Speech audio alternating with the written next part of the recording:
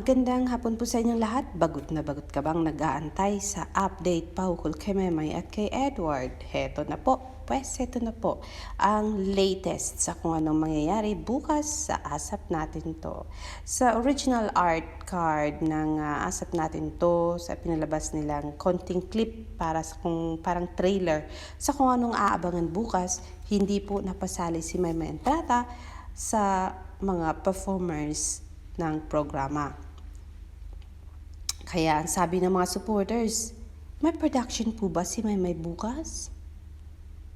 Nang dahil doon mga kapatid, after a while ay nagpalabas ng tweet si ASAP Natin To at narito po ang kanyang sinabi.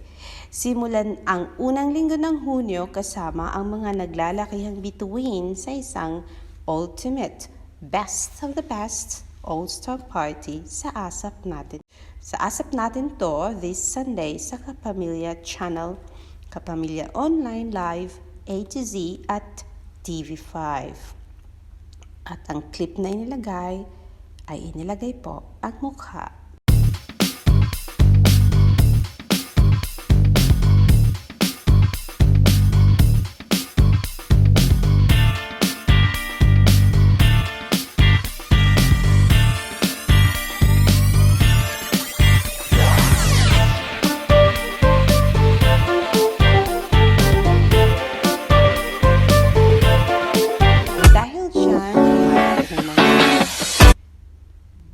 Messages and replies from Maymay supporter. Sabi ni A. Fairy Angel, aba, may pa-surprise si ASAP. O dahil ba marami naghahanap kay Maymay noon at di siya naisama sa ere nyo? Sabi ni Maymay, marami talagang maghahanap sa kanya. Hehehe, sana may solo prod. In love with you, may prod po ba si Maymay sa ASAP Natin To this Sunday? Sabi ni Maymay at Luzano, yes, di ka walang prod po sana. Alexandra at reply, live po ba bukas? Soul Trinidad, thank you ASAP Natin To for having Maymay every Sunday. Excited to see her tomorrow. Maymay Skrengi, yes Maymay, sana may prod ka bukas, Pepe. Tina Lucasha, ooh, I so love you Maymay. Stream di kawalan, yes, may meridil bukas.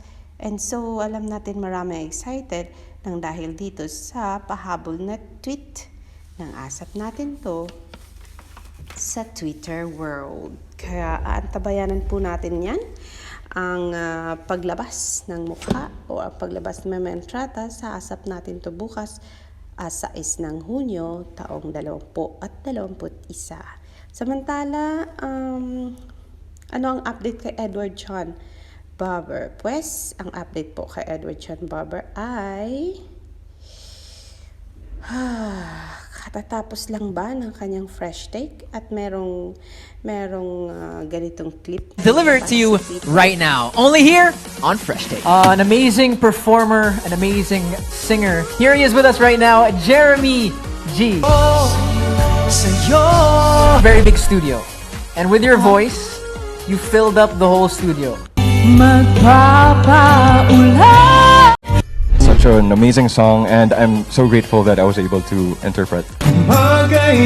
Of course, our mission is to bring you the freshest performances and music from all of the hottest acts, and that will continue episode after episode. I'll see you next time on Fresh Take. Pati na rin si Edward John. So, yan po ang latest sa mundo showbiz ni Maymay at ni Edward. Congratulations Edward once again sa iyong fresh take. At meron po siyang bukas, June 6 sa TFC po yan. Kaya yan po sa mga naghahanap sa kung nasaan na sina Edward and Maymay, yan po ang pinaka-latest na update sa kanilang mundo, sa mundo ng showbiz.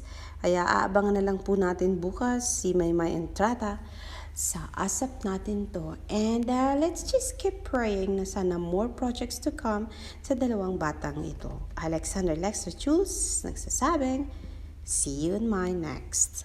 I don't ever slow up, no I don't take shit. I got no love for the fakeness. If you wanna play tough and wanna hate this, I'll always show up. I don't ever slow up, no I don't take shit. I got no love for the fakeness. If you wanna play tough and wanna hate this, I'll always show up and make a statement. I don't ever slow up, no I don't take shit. I got no love for the fakeness. If you wanna play tough and wanna hate this, I'll always show up and make a statement. Everything I do so instinctive and so passionate. Every word I move so descriptive like an adjective. I got a vendetta against people who patented being negative when you should be getting after it. I got facts over tracks. It's a nasty flow, like the most, like the gas,